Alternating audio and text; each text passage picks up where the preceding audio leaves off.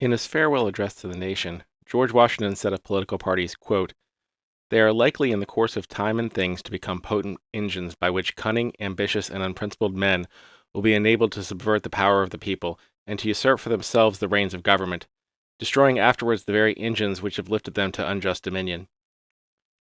Washington's words were in the context of the emerging conflicts between the Federalists, largely led by Alexander Hamilton, and the Anti-Federalists, who had become the Democratic Republicans, led by Thomas Jefferson and James Madison.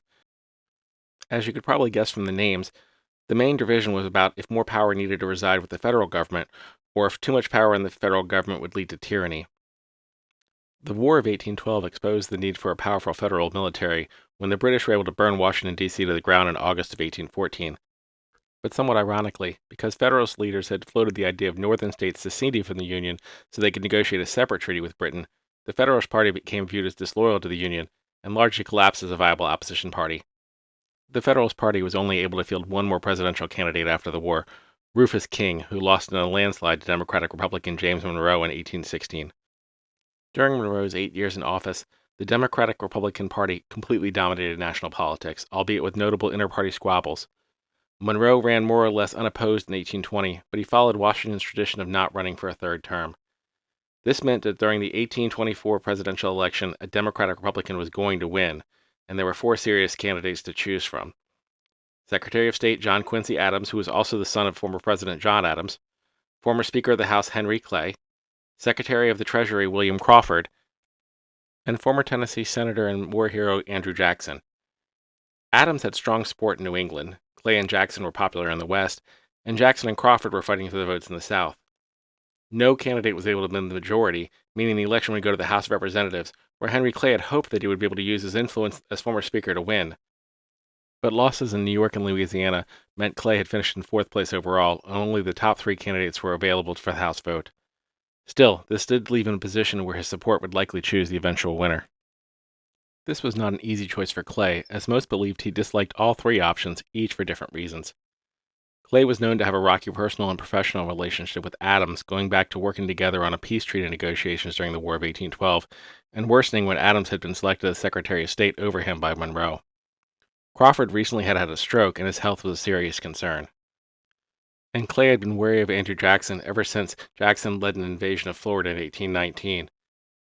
In a speech before Congress condemning the military action in Jackson personally, he said, quote, "Remember that Greece had her Alexander, Rome her Caesar, England her Cromwell, France her Bonaparte, and that if we would escape the rock on which they split, we must avoid their errors."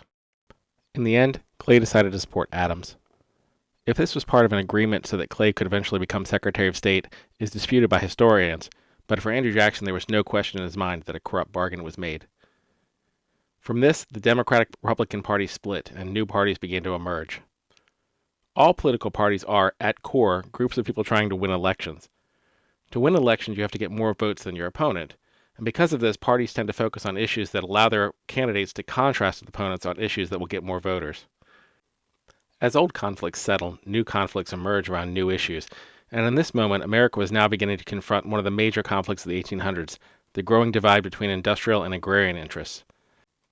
Within the Democratic-Republican Party, this new fault line matched the new rivalry. Supporters of Andrew Jackson tended to be aligned with agrarian views, where wealth and prosperity were tied to land ownership. And placing so much value on land, these voters quickly latched onto the idea of manifest destiny. Manifest destiny was the belief that America should expand, specifically expand west until it touched both the Atlantic and Pacific Oceans. But of course, this land was occupied by Native Americans and claimed by European powers such as the Spanish, meaning this path would lead to war. These military expansionist positions advocated by Jacksonians were more or less the exact concerns Clay expressed about Jackson in his speech to the House years before. Northern industrialists didn't need more land, they needed more customers. So wars with European powers like Spain would be bad for business. But it didn't mean that it wasn't popular with voters. Jackson and his supporters also advocated expanding voting rights to all white men rather than just white male property owners. They argued this was about fairness, but it wasn't a coincidence that most of the new voters, many of them were recent immigrants, would likely vote for a party that advocated Western expansion using federal powers to acquire new land. Northern industrialists sought financial investment. They supported the national banking system and paper currency, both of which they valued as part of the industrial expansion and infrastructure projects. But banks were unpopular with farmers facing foreclosure, and this became another political wedge issue. Jackson's supporters painted John Quincy Adams and his party as the establishment and tried to sell the Scotch-Irish Andrew Jackson as an outsider deeply connected to the plight of the common man. The reality was Jackson was no political novice. He had been the first congressperson from Tennessee in 1796 and was a senator back when George Washington was president. He was quite wealthy, owning over 100 slaves and one of the largest cotton plantations in Tennessee. And despite myths about Jackson's intelligence, not only wasn't he illiterate, he literally taught reading and writing for a time.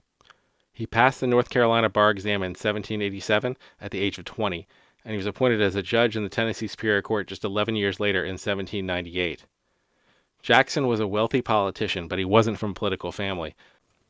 His father was born in Ireland and died in a logging accident 3 weeks before he was born, and at the age of 14, his mother died while treating soldiers in the Revolutionary War, leaving him an orphan. And this narrative helped him to connect with a growing immigrant population that would eventually become a core coalition of the Democratic Party. Before the 1828 presidential election, the Democratic-Republican Party had formally split, with Jackson forming the Democratic Party and incumbent John Quincy Adams running as a national Republican. Adams, who had already lost the South in his prior campaign, had created a series of protective tariffs to help industrial interests that hurt Southern planters. They called those the Tariffs of Abominations, and so disliked was Adams in the South that his Vice President John Calhoun switched to join Jackson's ticket, although he declined to join the Democratic Party. The campaign was full of mudslinging from both sides. Jackson had married his wife before her divorce had been finalized, forcing him to remarry her to make the marriage legal. As a result, an Adams supporter wrote in an editorial, "Ought convicted adulteress and her paramour husband to be placed at the highest offices of this free Christian land?" Handbills were also printed attacking Jackson for his execution of 6 militiamen for desertion during his military career. Jackson's camp responded by accusing Adams of hiring a prostitute to work for him as a maid while he was serving as a diplomat in Russia, and took to calling Adams, quote, the Tsar's pimp. In the end, Jackson won with 55.4% of the vote, carrying 15 states to Adams' 9. And Jackson's supporters also won a majority in the House and Senate. Jackson used his control of Congress to push through the Indian Removal Act, which gave the president the power to seize land owned by Native Americans in exchange for land west of the Mississippi. Even after centuries of war and disease, when Jackson took office, approximately 100,000 Native Americans still lived east of the Mississippi River. Of those, about 60,000 were from 5 nations that were called, quote, the 5 civilized tribes. These were the Cherokee, the Chickasaw, the Choctaw, the Muskogee, who were also called the Creek, and the Seminole nations.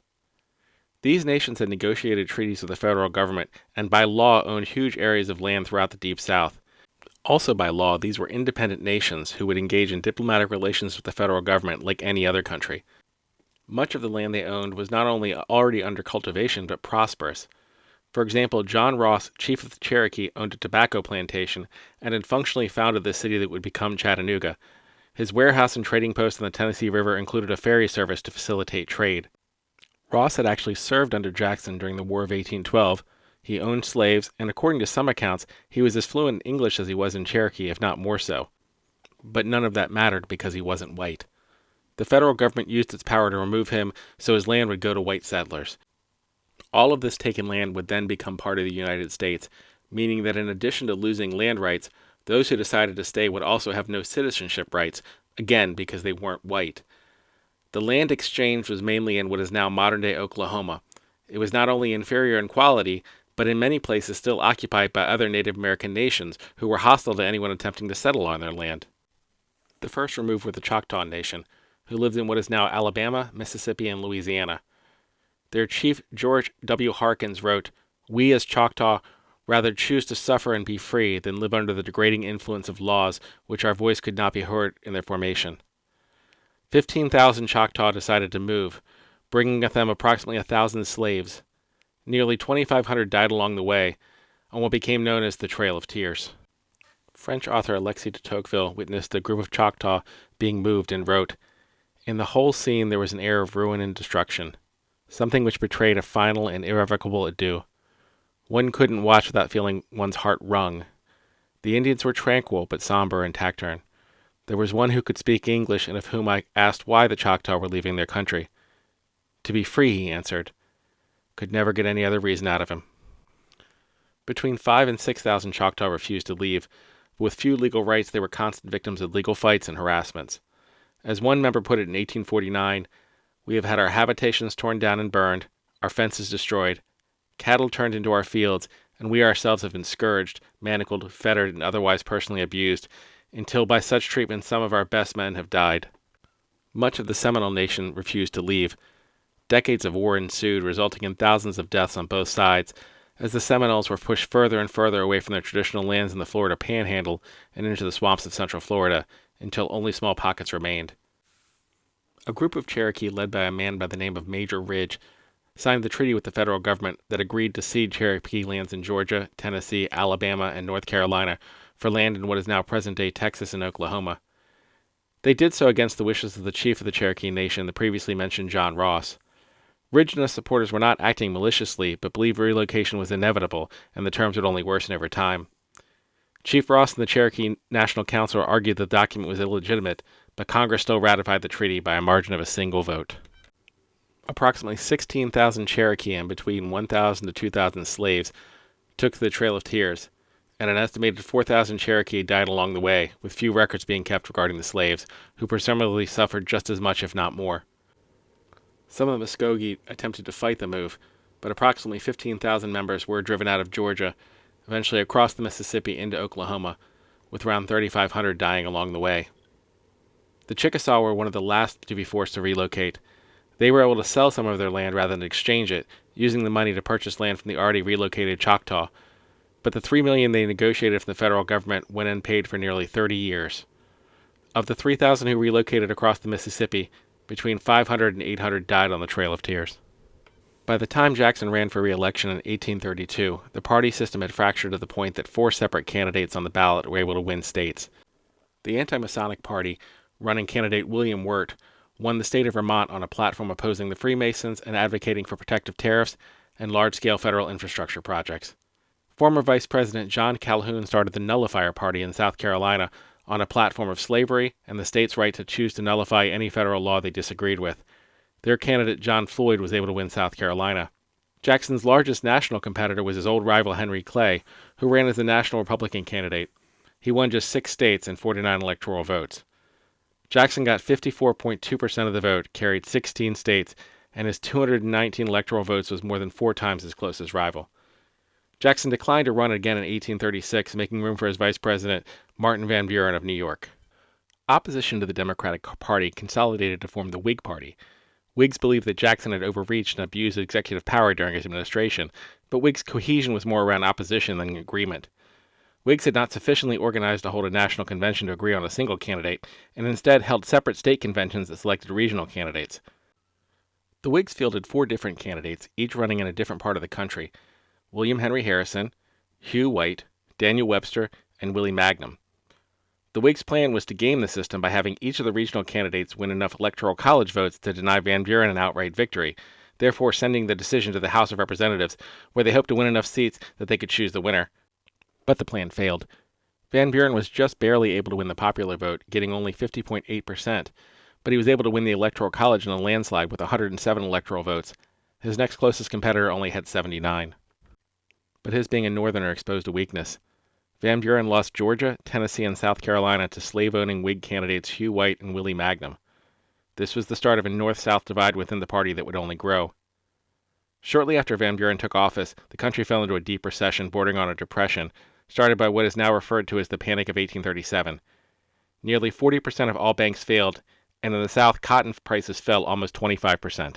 When Van Buren ran for re-election in 1840, the Whigs were more organized. They ran William Henry Harrison, whose credentials of owning slaves and fighting a war against Native Americans blunted the Democratic base of support in the South. And the Whigs promised to save the economy by reestablishing the National Bank, which was popular with Northern industrialists.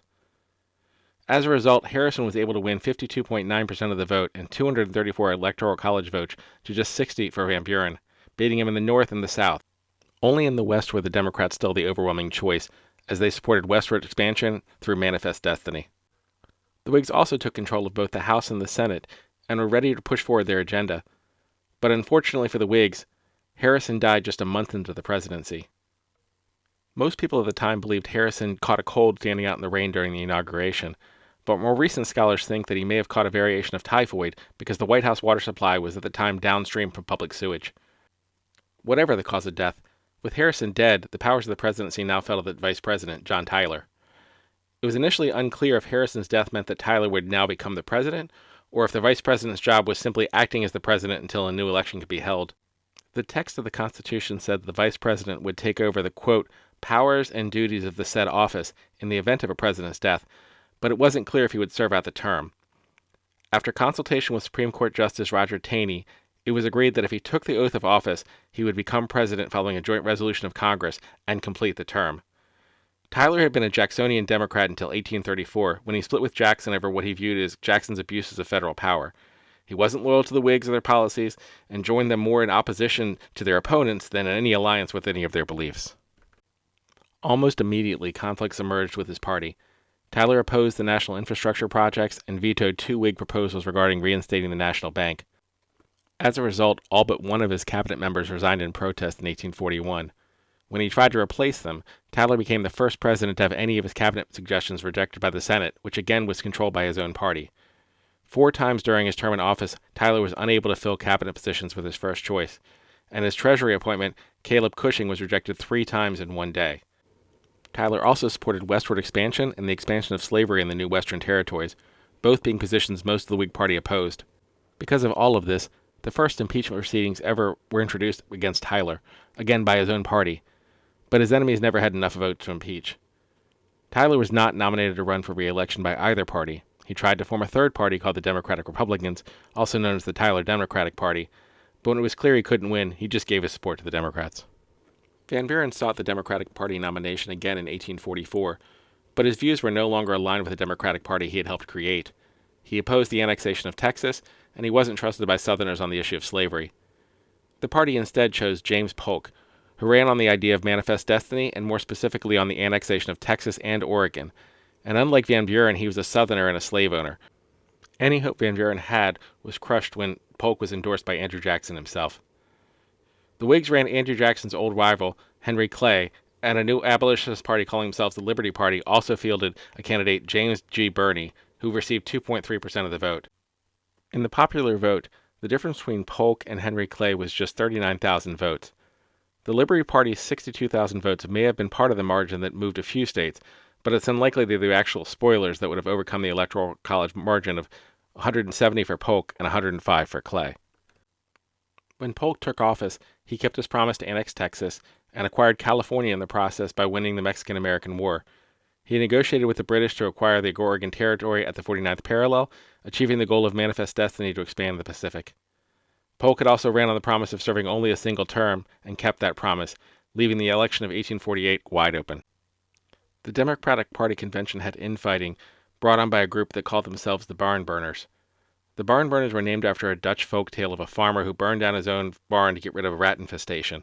They opposed all form of public debt, and being primarily northern-based, generally opposed the expansion of slavery. They eventually walked out of the convention in protest, but the party nominated Lewis Cass of Michigan. The Whig Party nominated Mexican war hero Zachary Taylor. Taylor had no prior political experience, and it was unclear if he even supported any of the Whigs' values. The recently formed Native American Party also joined in support of Taylor and the Whigs.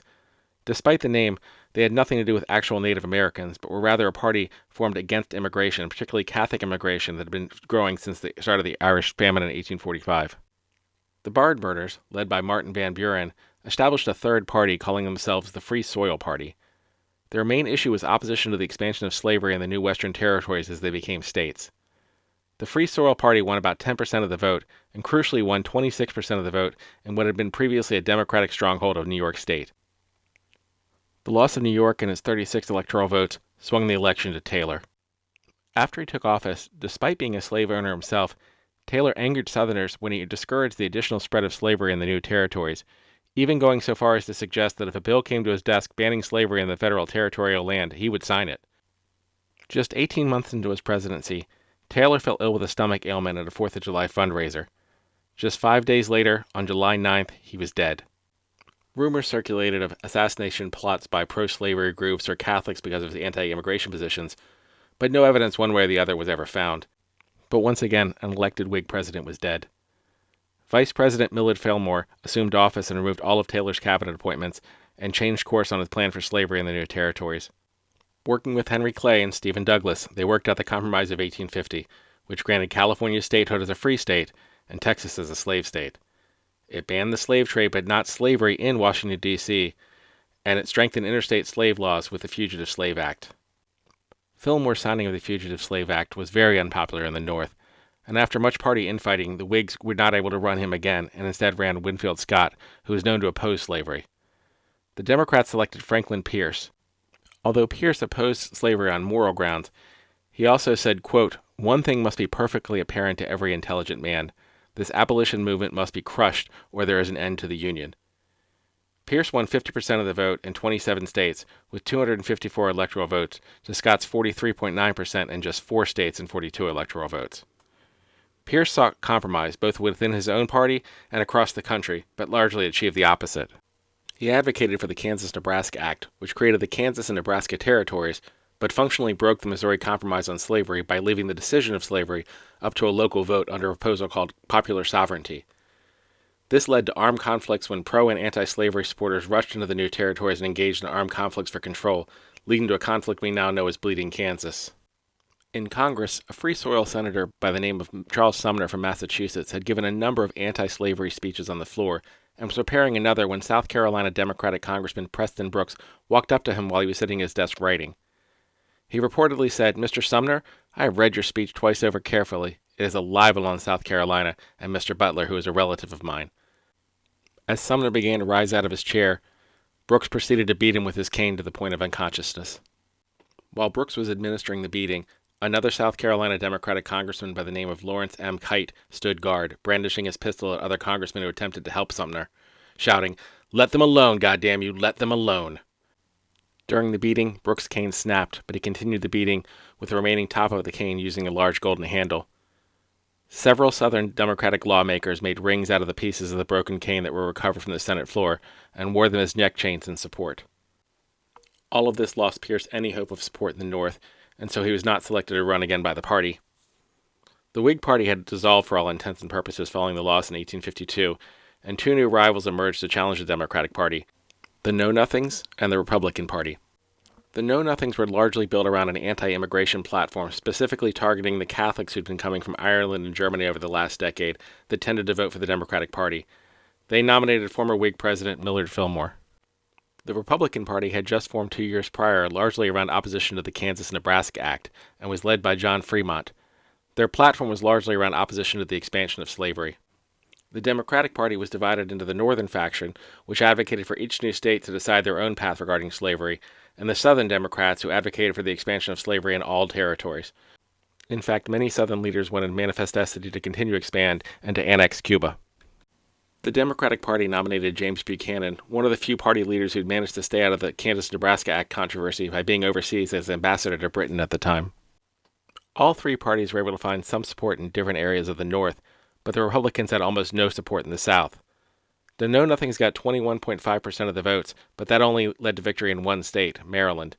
The Republicans won 33% of the vote and 115 electoral votes, but still finished second to Buchanan's 45.3% and 174 electoral votes.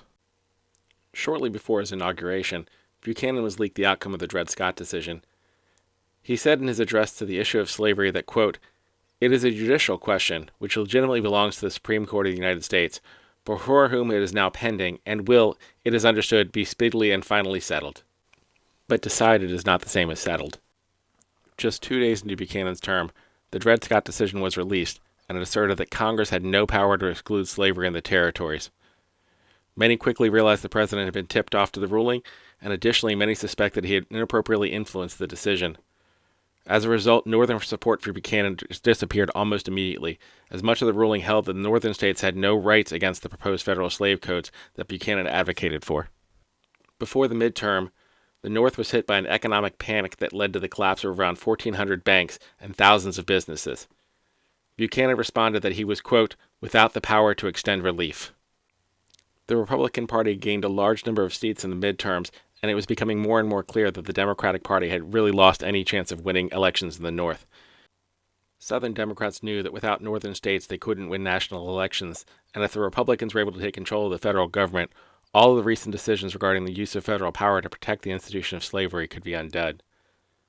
John Brown's uprising in 1859 further stoked Southern fear around what would happen if they lost power. Rather than calm concerns, Buchanan stoked these fears by describing the event as, quote, open war by the North to abolish slavery in the South. Buchanan kept his promise to run for only a single term, leaving the election of 1860 wide open. The Democratic Party could not agree on a candidate. While they all supported slavery, Southern Democrats wanted federal state slave codes that would force northern states to enforce things like the Fugitive Slave Act and wanted to add to their platform expansion into Cuba. As a result, the Democratic Party fielded two candidates, Stephen Douglas of Illinois, who was supported by Northern Democrats and had the official party backing, and John Breckinridge of Kentucky, who ran as a Southern Democrat on a platform that included the federal slave code and the acquisition of Cuba. A group of former Whigs had formed a Unionist party after the Compromise of 1850 to try to find a middle ground to avoid conflict between the North and South. They selected John Bell as their candidate, and the Republican Party nominated Abraham Lincoln. Lincoln's stated position on slavery was actually more moderate than most Republicans, with him not calling for abolition, but seeking to stop expansion into the new states and territories. He gave a speech in the run-up to the party convention where he stated, quote, this is all Republicans ask, all Republicans desire in relation to slavery. As those fathers marked it, so let it again marked, as an evil not to be extended, but to be tolerated and protected only because of, and so far as actual pretense amongst us makes that toleration and protection a necessity. Let all the guarantees those fathers gave it be, not grudgingly, but fully and fairly maintained. For this Republicans contend, with this, so far as I know or believe, they will be content. All four of these candidates were able to win at least one state. Unionist John Bell won 12% of the popular vote in the states of Tennessee, Kentucky, and Virginia, all border states seeking to avoid the secession crisis. This got him 39 electoral college votes. Democratic candidate Stephen Douglas won 29.5% of the vote, second highest among all candidates, but only one state, Missouri, leaving with only 12 electoral votes. The Southern Democratic candidate John Breckinridge received only 18% of the vote, which left him third overall, but won 11 southern states, netting him 72 electoral votes and second place overall. But the winner was Abraham Lincoln, who won 39.8% of the vote and carried 18 states, winning 180 electoral college votes. But before Lincoln could even take office, 7 Confederate states declared secession from the Union, forming the Confederate States of America, and elected Jefferson Davis president. In his inaugural address, Lincoln specifically stated that he had, quote, no purpose directly or indirectly to interfere with the institution of slavery in the states where it exists. I believe I have no lawful right to do so, and I have no inclination to do so. But Southern Democratic leaders made clear in their writings that it wasn't just about being able to maintain slavery in the Southern states. They wanted to expand slavery into the new territories and even beyond by turning Manifest Destiny south toward Cuba. They weren't just interested in maintaining slavery, they wanted to expand it and to force non-slave states to accept federal slave codes. They were willing to go to war with the Union, as they had with Mexico, to further their dreams of Manifest Destiny on behalf of white supremacy. But war with the Union was not the same as war with Mexico. Southern dreams of expansion faded to thin hopes of war of attrition. For the election of 1864, the remaining Northern Democrats nominated General George McClellan, the first commander of the Union forces whom Lincoln had relieved of command in 1862 for failing to pursue Lee after the Battle of Antietam. McClellan personally campaigned on continuing the war, but the party platform stated a, quote, demand that immediate efforts be made for a cessation of hostilities. Lincoln's Republicans joined with some of the Northern Democrats who supported the war under the National Union Party, swapping out first-term Vice President Hannibal Hamlin for Southern Governor Andrew Johnson, likely to help them win over the border state support. Although there was a great deal of concern that Lincoln might lose, Lincoln won 55.1% of the vote, 22 states, and 212 electoral votes to McClellan's 44.9, and only 3 states with just 21 electoral votes. Just 6 months after the election, the war was over when Lee surrendered at Appomattox on April 9, 1865. But Lincoln was shot and killed only a few days later. Before the war, Vice President Andrew Johnson was both a Southern Democrat and a slave owner. He had unsuccessfully tried to convince Southern leaders to stay in the Union, arguing that they would still have a majority in the Senate they could use to fight Lincoln, but he was the only one who stayed in the Senate from the South. Johnson granted mass pardons of Confederates, and as a result, the now pardoned Confederate leaders began winning local elections in the South and passing black codes, that restricted basic rights for freed blacks to the point that in some places they could not buy property or even move freely through public spaces. When he vetoed the civil rights legislation intended to provide freed blacks voting rights and protections from violence, his veto was overridden, and his ongoing refusal to enforce laws and attempts to fire cabinet members who opposed him led to him being the first president to be impeached, although not removed. Having completely alienated the Republicans, Johnson tried to run on the Democratic ticket in 1868, but they instead selected Horatio Seymour. The first two planks of the Democratic platform were granting the Southern states full restoration to the Union and general amnesty for, quote, all past political offenses. Union General Ulysses S. Grant ran on the Republican ticket, winning 26 of the 34 eligible states and 214 electoral votes to Seymour's just 80, but the popular vote was far closer at 52% to 47%. In 1872, Democrats accepted they couldn't beat Grant with so many states still not reinstated due to the ongoing Klan violence. They threw their support behind Horace Greeley, who had split off from the Republican Party in hopes his winning might bring an end to Reconstruction. But Grant won every single eligible state in a landslide. But then everything changed with Cruikshank versus United States in 1875. The Supreme Court ruled that the federal government could not prosecute white supremacist paramilitary organizations such as the Ku Klux Klan as they used violence against black voters. As a result, during the 1876 election, in several states, violence and fraud ran rampant. In South Carolina, for example, a reported 101% of eligible voters had votes counted. In terms of violence, the lowest estimate was that at least 150 black Republicans were murdered in Louisiana alone. Louisiana and Florida were both contested with two sets of electors claiming victory.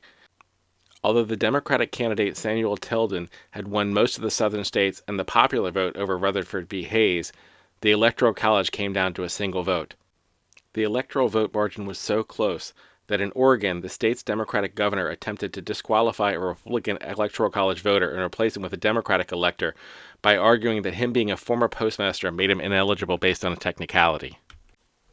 After an electoral commission investigated the fraud, a compromise was offered by the Democratic side. They would concede this election in exchange for the removal of federal troops from the South. If freed blacks in the South were not going to be able to vote because the Supreme Court had prevented the federal government from protecting them from the groups like the Ku Klux Klan, they were not going to be able to help the Republican Party win elections. And political parties only exist to win elections. So Hayes and the Republicans agreed to the terms, functionally ending black voting rights in the South. Thanks to Jim Crow laws, for the next 52 years, every single Democratic presidential candidate won every former Confederate state, usually by huge margins, even in elections where they lost every other part of the country. It wasn't until 1828 that Herbert Hoover was able to win Texas, Florida, Virginia, and Tennessee in his landslide victory over Al Smith. Smith was a Northerner, a Catholic, opposed to Prohibition, and marred by the Tammany Hall scandal. The Republicans were riding high on a wave of economic prosperity through the 1920s, which Hoover, as Commerce Secretary, could claim credit for. Other than the Catholic strongholds of Massachusetts and Rhode Island, the only state Smith won, were still in the Deep South. But within this landslide loss, the seed of the future urban base of the Democratic Party began to emerge, as although Smith had lost nearly everywhere else, he was the first candidate to win a majority of the 12 largest cities in the country. After 12 consecutive years of the Republican Party having control of the White House, House, and the Senate, giving them full authority to implement conservative laissez-faire economic policies, the year after Hoover's win, the stock market crashed and the Great Depression began. And much like the praise for the Roaring Twenties brought the Republicans a landslide victory, the blame from the voters for the collapse also fell squarely upon them. In 1932, Franklin Delano Roosevelt won 42 of the 48 states, with 57.4% of the vote and 472 electoral votes to Hoover's 39% and 59 electoral votes. When Roosevelt took office, the Democrats also took control of the House and Senate and had the power to pass what he called the New Deal. The New Deal was full of public works, housing, and loan programs, all with the intention of stimulating the economy. Southern Democrats fully embraced the New Deal, as it gave them new ways to use federal powers to help their supporters, as well as also giving the ability to increase segregation and racial discrimination. Black families were explicitly excluded from low-interest loan housing programs, and neighborhoods with, quote, inharmonious racial groups were marked as either red or yellow depending on the proportion of black residents. This came to be known as redlining. White-only suburban communities were created with federal loan programs, while interstate highways were specifically built across black communities, with the property owners given less money by eminent domain by their communities as they were labeled as, quote, in decline. Having few options, many were forced to move into segregated federal housing, which came to be known as the projects. To give an idea of how lasting these effects were, a study comparing cities that were appraised by the Homeowners Loan Corporation under the New Deal compared cities that were not appraised. It showed that cities that were not appraised had similar racial segregation in 2010 as they had in 1930, but the cities that were appraised were still 16.4% more segregated over 80 years later in 2010. And although less explicit, New Deal jobs programs generally favored white applications, particularly for higher-paying jobs, and most jobs were segregated. For example, of the 10,000 Works Progress Administration supervisor jobs in the South, only 11 were black. But voting calculations for the Northern Democrats were starting to change. Black voters in the South were still restricted from being able to vote in meaningful numbers, but starting around 1910, the, quote, Great Migration to the North had begun, with large numbers of Southern black community moving to the northern urban industrial centers. As a result, blacks in these areas became a voting bloc, at least for Northern Democrats to consider. In 1934, both of the senators from New York, Robert Wagner and Edward Costigan, went as far as to draft anti-lynching laws. First Lady Eleanor Roosevelt famously joined the NAACP and gave her vocal support to the anti-lynching bills, earning her death threats. But her husband refused to voice any support for the federal anti-lynching laws proposed, likely out of fear of alienating the South. Southern Democrats were so opposed that in 1935, Senator Richard Russell Jr. of Georgia led a 6-day filibuster that effectively killed the bill.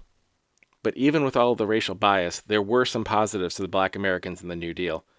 An estimated 45% of the black population received some sort of assistance from at least one New Deal program, and many of the new worker protections did expand to black workers as well as white ones. For many black voters, this half-full bowl offered by FDR in the New Deal was at least progress. When FDR ran for re-election in 1936, he won 2/3 of the black vote. This was only slightly higher than the 60% national support he received, but notably, this was the first time a Democratic candidate had ever gotten a majority of black voters. And this support was not unconditional. In 1941, FDR was in his third term in office. World War II was raging, but America had not yet entered the war. Civil rights leader A. Philip Randolph, inspired by Mahatma Gandhi, proposed and organized a civil rights march on Washington, promising more than 50,000 would attend. The marchers were demanding federal employment laws that prevented discrimination. A week before the march was scheduled, Roosevelt issued an executive order creating the Fair Employment Practice Committee, which banned discrimination on the war effort. Although this was a very limited change that didn't go nearly as far as the marchers wanted, they did agree to call off the march. In 1945, just a few months into his fourth term, Roosevelt died. Vice President Harry Truman was able to continue the rest of his term. In 1946, he issued an executive order to look into the civil rights of the country, and as a result, Truman proposed civil rights legislation that included desegregation of the United States military and called for a constitutional amendment that outlawed poll taxes. This was unacceptable to some Southern Democratic leaders. When Truman ran for re-election, calling themselves Dixiecrats, they encouraged their supporters to vote for the Democratic governor of South Carolina, Strom Thurmond. Thurmond was a lifelong Democrat who had actively supported the New Deal, even raising money for Roosevelt since his first campaign and attending Roosevelt's first inauguration. But on this issue, Truman had gone too far. Dixiecrats were able to make Thurmond and his running mate Fielding Wright the official Democratic candidates in the states of Alabama, Louisiana, Mississippi, and South Carolina. Elsewhere, Thurmond was on the ballot as a third-party candidate, listed as the States' Rights Party in a nod to the lost cause Confederate narrative. Dixiecrats didn't believe they could win. In fact, going into the election, most observers assumed the Republican candidate would defeat Truman, but they hoped they'd be able to win enough electoral votes in the South to throw the outcome to the House, where they'd be able to force negotiators to either candidate to agree to their segregation demands for their votes. The Dixiecrats ended up winning 4 states where they were listed in the ballot as Democrats, but Truman shocked everyone by carrying 28 states, gaining 303 Electoral College votes and 49.6% of the vote overall, winning decisively over Thomas Dewey. When Truman decided not to run again in 1952, the Democratic Party selected Adlai Stevenson, who picked segregationist John Sparkman as his running mate in the hopes of uniting the party. But against war hero Dwight Eisenhower, Stevenson was soundly beaten. In 1954, the Supreme Court brought racial issues to the forefront when Brown v. Board of Education overruled the separate but equal legal backbone of segregation laws in public school. But Eisenhower's indifference to enforcement was such that by the end of his second term, only about 6.5% of Southern black children actually attended integrated schools. Against a large number of rivals, John F. Kennedy was able to win the Democratic Party nomination for the 1960 race. Likely in an effort to keep the support of the Southern Democrats, he made the surprising choice of Senate Majority Leader and Southern Democrat Lyndon Johnson of Texas for his vice president. During the presidential campaign, Kennedy recognized the growing value of the black vote. When Martin Luther King was arrested in Georgia for taking part in a sit-in, Kennedy called the local authorities to advocate on his behalf, as well as speaking to King's father and wife. This earned him the endorsement of King's father and positive publicity in the black community. Nixon had been counting on getting around the same 40% of the black electorate as Eisenhower, but Kennedy actually ended up with 70% of the vote. This was more or less his margin of victory in New Jersey, South Carolina, Illinois, and Missouri. And although Kennedy only won 22 states to Nixon's 26, he was able to win the Electoral College vote 303 to 219, and the popular vote 49.7% to 49.6% in one of the closest presidential elections in history. But Kennedy's courting of the black vote did cause rumblings in the Southern South. In Alabama and Mississippi, electors refused to vote for Kennedy, instead selecting segregationist Senator from Virginia, Harry Byrd. But this didn't deter Kennedy. Once in office, Kennedy urged the passage of the 24th Amendment to the Constitution, which outlawed poll taxes. In 1963, Kennedy leaned even further into civil rights reform, advocating desegregation, often in direct opposition to Southern Democratic leaders such as Alabama Governor George Wallace. When Wallace first took office in 1963 as the governor of Alabama, he stood on a gold star marking where Jefferson Davis had been sworn in as the President of the Confederacy. He said in his inaugural speech, "In the name of the greatest people that have ever trod this earth, I draw the line in the dust and toss the gauntlet before the feet of tyranny, and I say segregation now, segregation tomorrow, segregation forever." Wallace then famously went on to block the doorway at the University of Alabama in opposition to 2 black students being granted admission. When Kennedy gave a national address on civil rights, his approval rating rose to 62% overall, but it dropped to 44% in the South. On November 22, 1963, Kennedy was shot and killed in Dallas, Texas, making Southern Democrat Lyndon Johnson president. Johnson surprised many when 5 days later, while giving the first speech to a joint session of Congress to a national television audience, he said, quote, "No memorial, oration, or eulogy could more eloquently honor President Kennedy's memory than the earliest possible passage of the Civil Rights Bill for which he fought so long." The Civil Rights Act of 1964 passed, along with the amendment to the Constitution outlawing poll taxes, and with it went the Democratic hold on the, quote, solid South. In the 1964 election, Republicans elected Barry Goldwater to run against Johnson. Goldwater had voted against the Civil Rights Act and the 24th Amendment, and made this fact a point of emphasis in his campaign. Former Dixiecrat presidential candidate Strom Thurmond and a number of other segregationists endorsed Goldwater and switched parties. When the New Deal policies gave federal powers to segregationists, they were for federal power. When it was used to provide civil rights to black people, they were against federal power. Goldwater lost in a landslide, but he was still able to win 6 states, his home state of Alabama, and the 4 states Strom Thurmond's Dixiecrats had won: Alabama, Louisiana, Mississippi, and South Carolina. Johnson famously commented on racist campaign signs he saw riding through the South while campaigning. Quote, "If you can convince the lowest white man he's better than the best colored man, he won't notice you're picking his pocket. Hell, give him somebody to look down on and he'll empty his pockets for you." Johnson didn't run again in 1968. Anti-war candidate Eugene McCarthy, Kennedy's brother Robert Kennedy, and Vice President Herbert Humphrey became the leading Democratic candidates. In June, Humphrey was in the lead, but appeared to be fading to Kennedy, as Kennedy had won California and seemed almost certain to win New York. But shortly after giving a victory speech in California, Bobby Kennedy was assassinated. This all but guaranteed Humphrey the nomination, but it didn't unify Democratic support around him. Kennedy was seen as an alternative to continuing the unpopular Vietnam policies of Johnson, while Humphrey was seen as a continuation. Further splitting the Democratic coalition, George Wallace ran under the American Independent Party on more or less a pro-segregationist platform. He won Arkansas, Louisiana, Mississippi, Alabama, and Georgia, along with 13% of the national vote. Republican candidate Richard Nixon was able to take advantage of Democratic infighting, and positioned himself as a moderate alternative. Despite only winning 43.4% of the vote, he was able to win 32 states and 301 electoral votes, bringing him the presidency. In 1970, a Nixon political strategist gave an interview to the New York Times where he stated, quote, "From now on, the Republicans are never going to get more than 10 to 20% of the Negro vote, and they don't need any more than that. But the Republicans would be short-sighted if they weaken enforcement of the Voting Rights Act. The more Negroes who register as Democrats in the South, the sooner the Negrophobe whites will quit the Democrats and become Republicans. That's where the votes are. Without that prodding from the blacks, the whites will backslide into their old comfortable arrangement with local Democrats." Nixon nominated to the Supreme Court G. Harold Carswell, but the nomination was blocked when a speech was found where Carswell had said in 1948, quote, "I am Southern by ancestry, birth, training, inclination, belief, and practice. And I believe that segregation of the races is proper and the only practical and correct way of life in our states. I have always so believed, and I shall so always act." While the nomination didn't proceed, it did garner Nixon's sympathy and support from pro-segregation Southern Democrats. For the 1972 presidential campaign, rather than running as a third-party candidate, George Wallace tried to win the Democratic primary nomination and was a legitimate contender, winning 23.5% of the vote in 6 states before he was shot in an assassination attempt while campaigning in Maryland, effectively ending his candidacy with him in third place. The eventual winner, George McGovern, lost to Nixon in a landslide. Nixon won 79% of the Southern white vote, including 86% of the white vote in the Deep South, and CBS reported that Nixon had won former Wallace voters 3-1. Nixon, of course, was forced to resign in shame 2 years later in 1974, and so the 1976 presidential campaign was between Gerald Ford and the Democratic governor of Georgia, Jimmy Carter.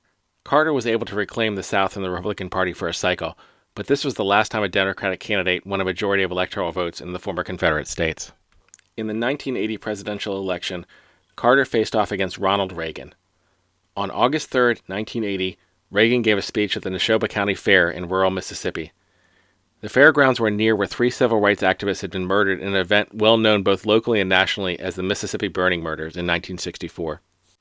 During this speech, Reagan said, "I still believe the answer to any problems lies with the people. I believe in states' rights." Even Reagan's own staff conceded the optics were questionable, telling the Washington Post at the time they decided not to meet with a predominantly black urban league organization prior because, quote, "It would have been like we were coming to Mississippi and we can get the folks there saying we didn't really mean to be talking to them urban league folk." After Reagan's victory in 1981, Reagan aide Lee Atwater gave an interview where he was asked about the Southern strategy. Although Atwater denied any racial pandering by Reagan, the interview asked a question, quote, "But the fact is, isn't it, that Reagan does get to the Wallace voter, to the racist side of the Wallace voter, by doing away with legal services, by cutting down on food stamps?" This was Atwater's response to that question. Here's how I would approach that issue as a statistician or a political scientist, or no, as a psychologist, which I'm not, is how abstract you handle the race thing. In other words, you start out, and now y'all aren't quoting me on this. All right, I won't hear it. You start out in 1954 by saying nigger, nigger, nigger. By 1968, you can't say nigger. That hurts you. It backfires. So you say stuff like forced busing, states' rights, and all that stuff. And you're getting so abstract now. You're talking about cutting taxes, and all of these things you're talking about are totally economic things. And the byproduct of them is blacks get hurt worse than whites.